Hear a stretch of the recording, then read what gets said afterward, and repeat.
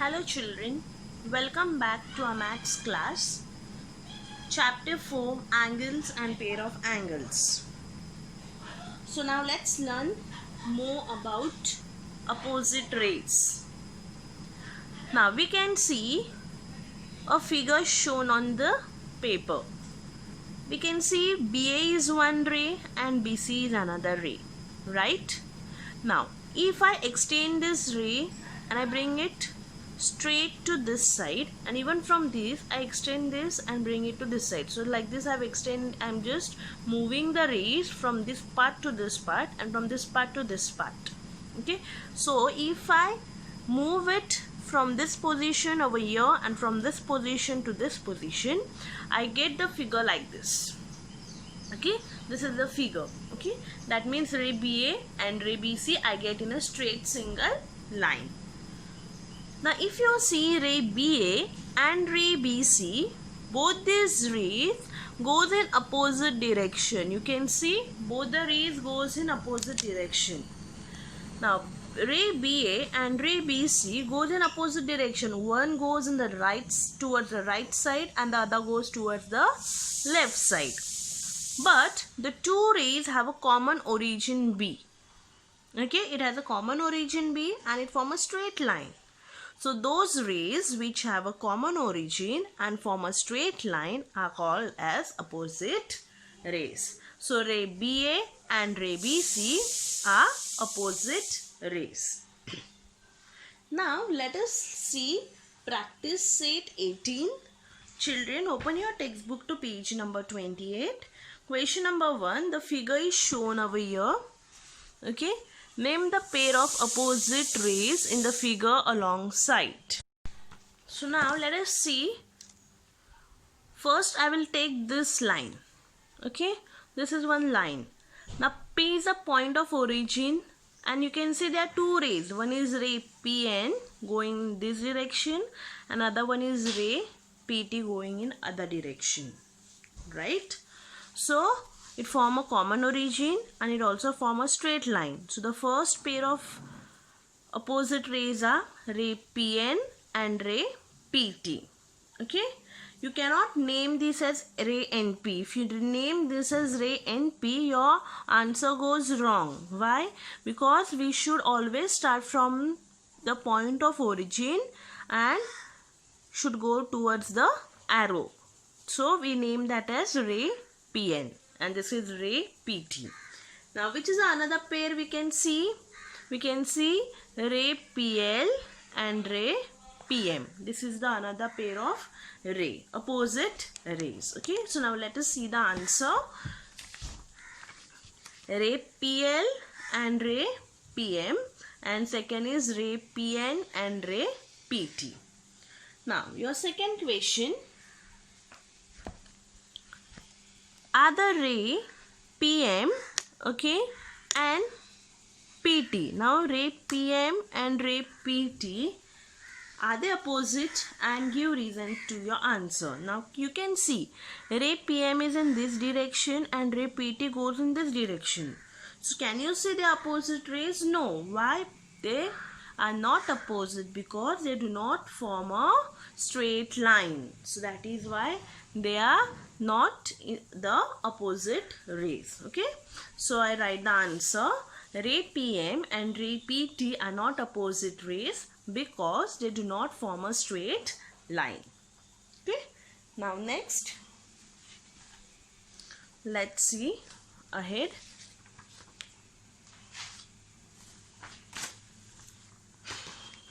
Now we go further to vertically opposite angles. Okay, and before that let us just see angles in linear pair. Open your textbook to page number 29. Okay, page 29. We will see angles in linear pair. Now we can see a figure over here. Okay, this is a figure. Now in this figure there are two angles. One is angle PQR, another one is angle RQS. Right? There are two angles. Next, now angle PQR and angle RQS. Both this angle, they are also called as supplementary angles. Okay, they are also called as supplementary angles. Why? Because they are adjacent. Okay, adjacent angles we have already studied. Adjacent angles have one common arm. Okay, so we can say that they are adjacent angle. That means angle PQR and angle RQS is also called as supplementary angles. Now, these angles are also called as angles in linear pair. Why they are called angles in linear pair? Because when you add this angle and you add this angle, the sum of these two angles will be always equals to 180 degree. So since it is 180 degree, we call those angles as angles in linear pair. Okay, angles in linear pair will always have a adjacent angles. Okay, since they are adjacent angles, they are pair of adjacent angles, they are supplementary. So they are called as angles in linear pair. So now let's see the question. Practice set 19. First, draw the pair of angles as described below. If that is not possible, say why.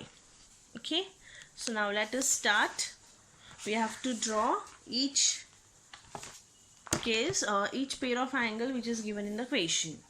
Now first one, complementary angles which are not adjacent. Now there is a word called complementary. Complementary means it should be 90 degree. Okay, that means two angles, when you add them, the sum of those two angles should be 90 degree, but they are not adjacent. They are not adjacent means they should not have like this common arm. Okay, that means the two figures are separate like this. There will be two different figures which are separated from each other. They are not joint figure like this. Okay, so those are called as not adjacent. So now complementary angles that are not adjacent. So you have to take a measure of any two angles. But when you take the measure of any two angles, you should see that when you add those two angles, the answer is equals to 90 degree. So the first one, you can see I have drawn angle ABC and angle PQR. Okay, so you have to draw angle ABC of any measure you can take. I have taken 35 over here and this I have taken 55. So when I add 35 and 55, I get the sum as 90 degrees. So you can take 40 degree and 50 degree also, whatever you wish. But whatever degrees you are taking, you have to draw the angle as per that degree. Okay, so I have taken 35 and 55. You can take 25 and 65, whatever you wish, but when you add, it should be 90 degree. So first sum I have done. Complementary angle that are not adjacent. Next, complementary angles that do not form a angles in linear pair which are not supplementary. Angles in linear pair which are not supplementary. Okay, now I have to draw angles in linear pair. But what I have said, they are not supplementary. But we have seen the property just now. Angles in linear pair are supplementary. Have to be supplementary always.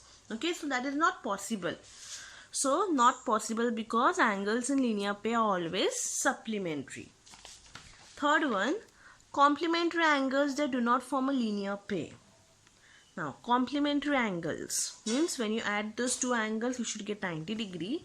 They do not form a linear pair. So we can draw, okay, two angles, complementary angles. So you can see,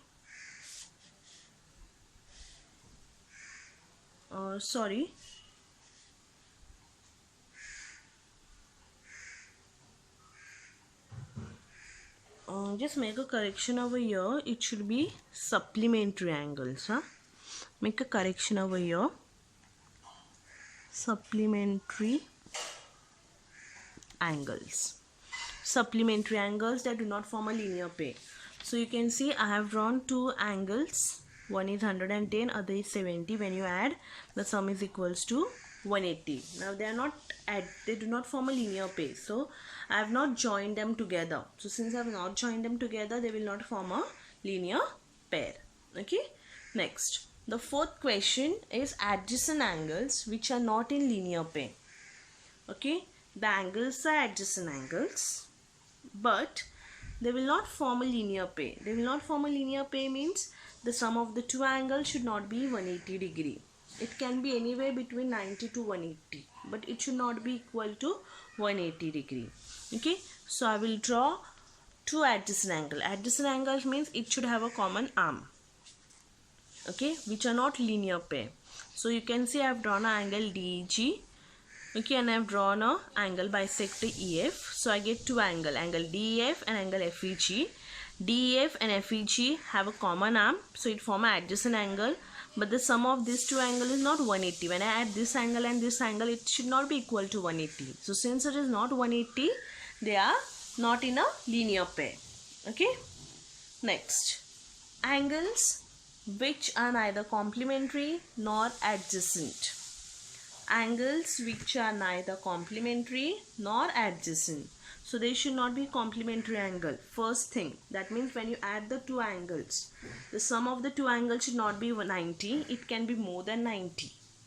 Okay, or it can be less than 90, but it should not be equal to 90. Nor adjacent. Nor adjacent means they should not have a common arm. That means two different figures. Okay, they should be two different figures, and the sum of the two angles should not be 90 degree. So you can see over here I have drawn an angle NML of 70 degree and angle PRS of 40 degree. When you add these two, it is not 180 degree, neither it is 90 degree. Okay, and both the angles are not adjacent. Next, angles in linear pair which are complementary angles. Now, angles in linear pair which are complementary angle. Now, angles in linear pair are always supplementary. They cannot be complementary. So, I will write not possible, and the reason is same over here because the angles in a linear pair are always supplementary. Okay. So, I hope so you all have understood the exercise. Next, vertically opposite angles. Now, vertically opposite angles are the angles formed by the opposite rays of the arms. Okay, those are the angles formed by the opposite rays. Okay, of the arms of an angle. Okay, now let us see the figure.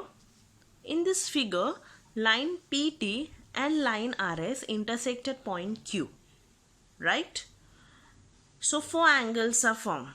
One is angle PQR. Now angle PQR is formed by ray QP and ray QR. Right? And now which is the ray opposite to ray QP? The ray opposite to ray QP is QS, and the ray opposite to QR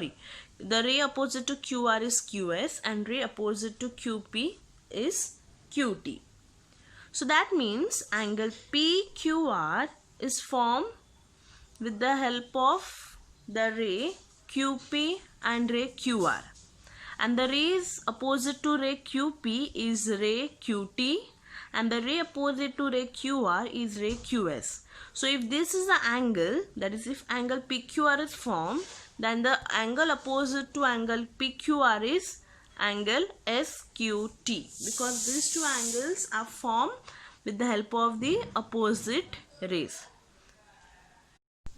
So if you see ray QR and ray QS, both these two rays are opposite rays, and ray QP and ray QT is also opposite. So angle PQR and angle SQT are vertically opposite angle. You can see vertically opposite angles will always face each other. Okay, next, which is the other pair of vertically opposite angle? Angle RQT.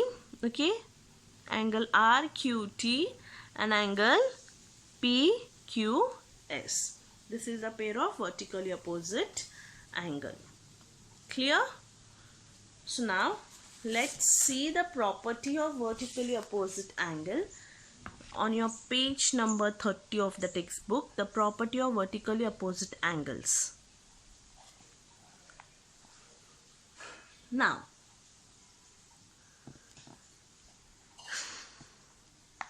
we can see the figure.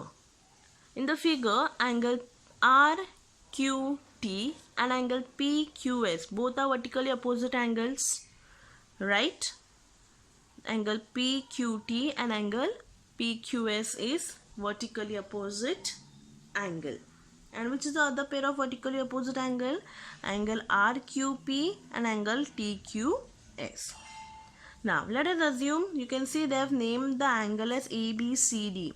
That means angle PQS is named as A.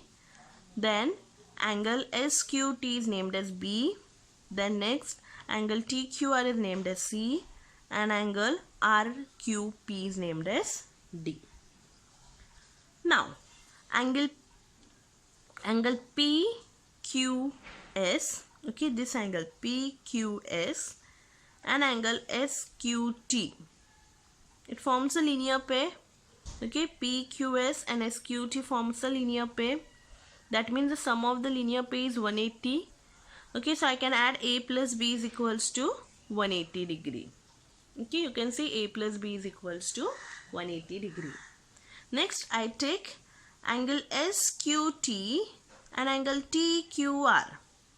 SQT and TQR. Again, these two angles forms angles in linear pair, right? That means B plus C is also equals to 180 degree. Clear? So that means these two angles are equals to 180 degree. So I can say that A plus B is equals to B plus C. So that means angle B and angle B gets, that means B and B gets cancelled. So what do I get? A is equals to C. That means A is equals to C means angle PQS and angle TQR are vertically opposite angles which are congruent. So those are equal angles. So we have proof from this that the two angles are vertically opposite angle. Okay. So now let us see exercise 20. Okay, first question. Line AC and line BD intersect at point P. Okay, line AC and line BD intersect at point P. Then angle APD is 47 degree. Okay, that means angle APD is given to us. Angle APD is given to us how much? 47 degree. Find the measure of angle APB, angle BPC and angle CPD. So we have to find the measures of all the remaining angles. Now angle APD is given to us as 47. So if this is 47, this is the angle opposite to the angle APD. That means angle BPC is also 47 degree. That is vertically opposite angle. Clear? Now we have to find these two angles. So we can see which are the angles I can take. Okay, so if I take angle APD and angle APB, okay, this angle and this angle, if I take these two angles form angles in linear pair. That means 47 degree plus measure of angle APB is equals to 180 degree. Okay, so this 47 I shift on other side, so that becomes measure of angle APB is equals to 133 degree. So I get the measure of angle APB as 133 degree. So if this is 133 degree, this also will be 133 degree. Okay, so you can see over here angle CPD is equals to angle APB, which is 133 degree. So I have written the final answer here again. Okay, so I hope so you all have understood this first sum. Now let us see the second sum. Okay, in the second question,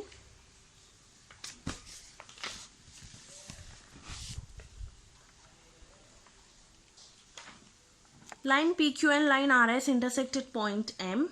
Okay, measure of angle PMR is x degree. What is the measure of angle PMS, SMQ and angle QMR? Okay, so pay attention everyone. PQ and SR intersect at point M. So you can see and angle PMR is x degree. So we have to find the measure of all the remaining angles as usual. Now if this PMR is x, this SMQ will be also x degree, right? So you can see I have written over here angle SMQ is equals to x degree because PMR is x. Now angle PMR plus angle PMS is equals to 180 degree angles in linear pair. Okay, so I can say that angle PMR plus angle PMS is equals to 180 degree. That is x plus measure of angle PMS is equals to 180 degree. Therefore angle PMS is equals to this x I shift on that side, that becomes 180 minus x degree. So I got the measure of this angle as 180 minus x degree. So if this is 180 minus x, then this angle should be also 180 minus x because those are vertically opposite angles. Okay, so you can see both the angles I have written, and the reason also I have mentioned, that is vertically opposite angle. So angle PMS is 180 minus x and measure of angle SMQ is equals to x degree, and measure of angle QMR is equals to 180 minus x degree. Okay, next. Now let us see the interior angles of a polygon. Okay, interior angles of a polygon. Now we can see the figure in triangle ABC. There are three angles, angle A, angle B and angle C. Now all the three angles are the interior angles of a triangle. If I add all the three interior angles of a triangle, I get the sum of the angle as equals to 180 degree. That means angle A plus angle B plus angle C is equals to 180 degree. So this is the interior angles of the triangle. That means the angles which lie inside the triangle, and when you add all the three angles of the triangle, the sum is equals to 180 degree.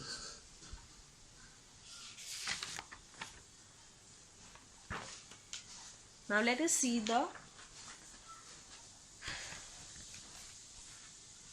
table on page 31 of the textbook. You can see the table. Okay.